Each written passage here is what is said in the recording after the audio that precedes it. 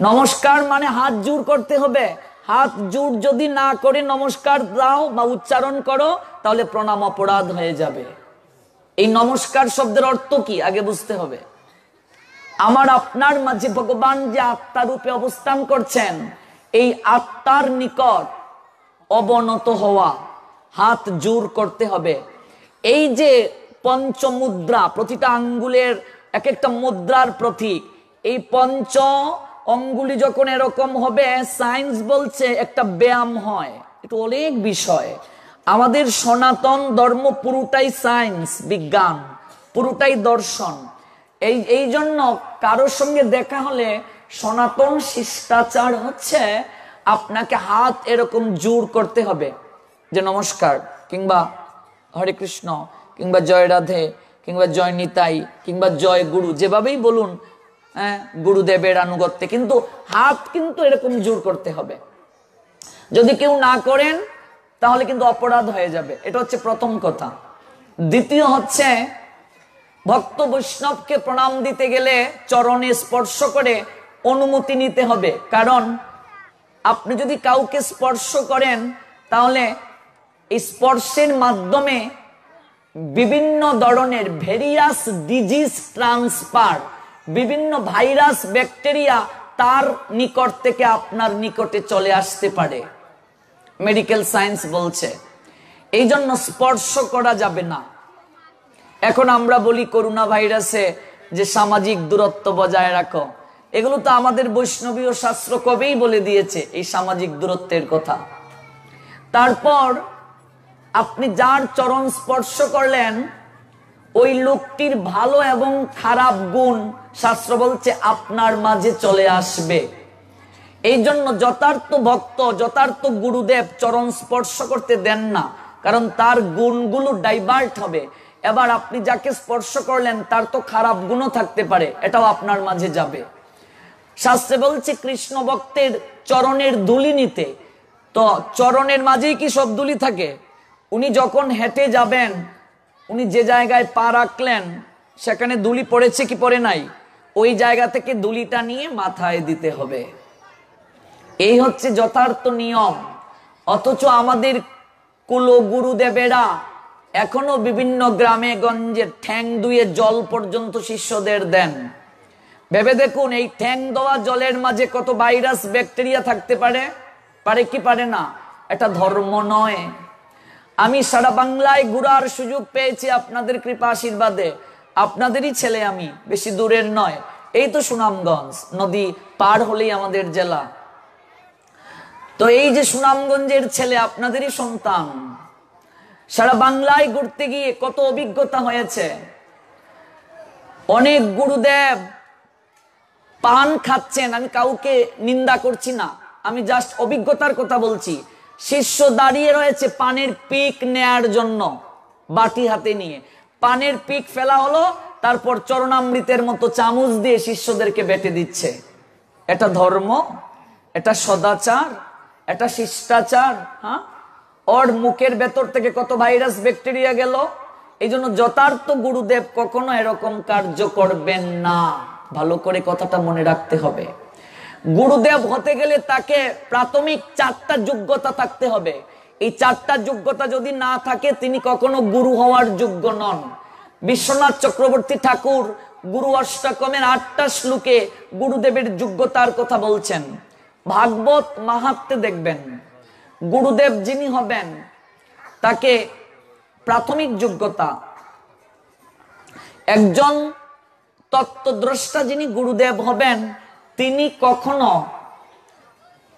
ভগবানকে নিবেদন না করে কোনো কিছু গ্রহণ করবেন না। ঠিক আছে? অর্থাৎ তিনি কোনো ধরনের আমিষ জাতীয় দ্রব্যাদি সেবন করবেন না, প্রসাদ গ্রহণ করবেন। এবার যদি কোনো গুরুদেব মাছ মাংস ভক্ষণ করে, বুঝতে হবে তিনি গুরু হওয়ার যোগ্য নয়, তিনি গুরুদেব নন।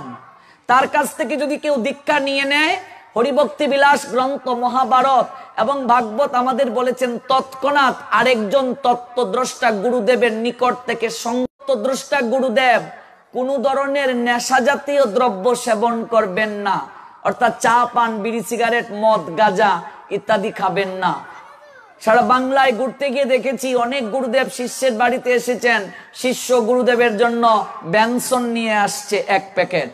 শিষ্য সুক্তান দেয়, গুরুও সুক্তান দেয়, তাহলে তো গুরু আর শিষ্য দুটোই সমান। ঠিক বলছি বাবা? যিনি পথ দেখাবেন তিনি থাকবেন সবচেয়ে এগিয়ে। তো গুরু নিজেও যদি সুক্তান মারে, শিষ্যও যদি সুক্তান মানে, গুরু আর শিষ্যের মাঝে পার্থক্য কোথায়?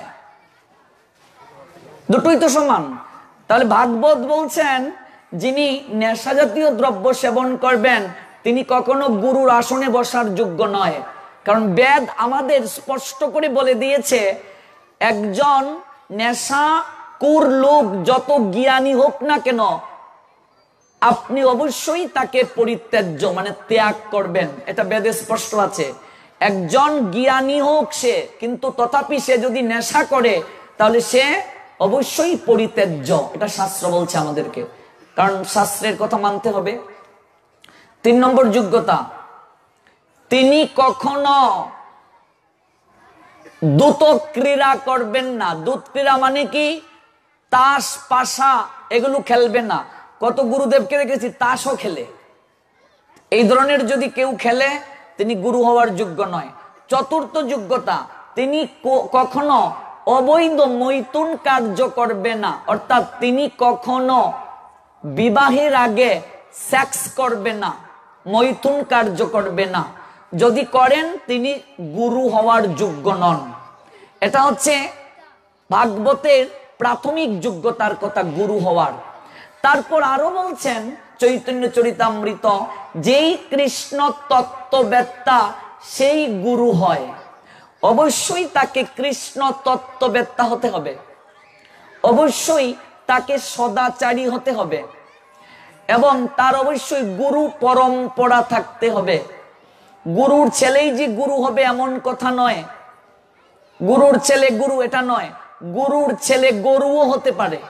যোগ্যতা থাকতে হবে, মোট কথা তার যোগ্যতা থাকতে হবে। এটা শাস্ত্র বলছেন গুরু পরম্পরা। পরম্পরাটা কি বুঝতে পারেন? মনে করুন মেইন তারের সঙ্গে যদি এই তারটার সংযোগ না থাকতো, লাইট কি জ্বলতো? তেমনি ভাবে গুরুদেব যে বীজ মন্ত্রটা দেবে এটা ভগবানের সঙ্গে কানেকশন আছে কিনা। যেমন প্রথমে কৃষ্ণ ব্রহ্মাকে জ্ঞান দান করলেন, ব্রহ্মা নারদকে, নারদ ব্যাসদেবকে। এইভাবে গুরুদেবের কর্ণে বীজ মন্ত্রটা এসেছে কিনা। অর্থাৎ যার কাছ থেকে দীক্ষা নেব তাকে আগেই গিয়ে জিজ্ঞেস করতে হবে আপনার গুরু পরম্পরা দেখান। যদি এটা আমরা জিজ্ঞেস করি, আমি চ্যালেঞ্জ করে বলতে পারি সারা বাংলায় 100 জনের মাঝে 99 জন গুরু গুরুগিরি করতে পারবে না, কারণ তাদের পরম্পরা নাই। আর পরম্পরা না থাকলে দীক্ষা নিলে নিষ্ফল। এটা শ্রীমদ্ ভগবদ গীতা যারা 4র্থ অধ্যায় জ্ঞান যুগ পড়েছেন দেখবেন সেই জায়গায় ভগবান বলছেন, এবং পরম্পরা প্রাপ্তমিবম রাজর্ষয় বিদুহ সকালেন ইহ মহতা যুগ নষ্ট পরন্তপ। সব কথা গীতায় উত্তর দেয়া আছে। এই যে অপ্রাকৃত গীতার জ্ঞান, এটা গুরু পরম্পরা ক্রমে রাজর্ষিদের মাধ্যমে জগতের বুকে প্রচলিত ছিল। কাজে পরম্পরা যদি না থাকে তাহলে দীক্ষা নিষ্ফল। এটা যোগ্যতা। এই জন্য প্রণামের ক্ষেত্রে যথার্থ গুরুদেব কখনো শিষ্যকে বলবেন না যে আমার পায়ের মাঝে তেল গরম করে মেসেজ করে দে, বলবে না। আজকাল অনেক গুরুদেব আছে শিষ্যাদেরকে দিয়ে, মায়েদেরকে দিয়ে মেসেজ করায়। কেন? যে কোনো মুহূর্তে তার কামনা জাগ্রত হয়ে যেতে পারে। যদি কোনো লোক বলে যে তার কাম নেই, সে মিথ্যেবাদী। কাম সবার আছে, সাধুরও কামনা আছে, তবে হয়তো তিনি ভজনের মাধ্যমে নিয়ন্ত্রণ করে রেখেন কিছুটা কম, আচরণ দ্বারা, সদাচার দ্বারা। কাজেই কখনো যথার্থ গুরুদেব এই কার্য করাবেন না। এটা আমার কথা নয়, এটা ভাগবতের কথা। স্পর্শ করে প্রণাম দিতে বলবেন না, অনুমতি ব্যতীত করা যাবে না। বিষ্ণু তত্ত্বকে বামে রেখে প্রণাম দিতে হবে। আপনি জগন্নাথকে প্রণাম দেবেন, এখানে যে মন্দির আছে আপনাদের রাধা গোবিন্দ মন্দির আছে, একভাবে প্রণাম দেবেন।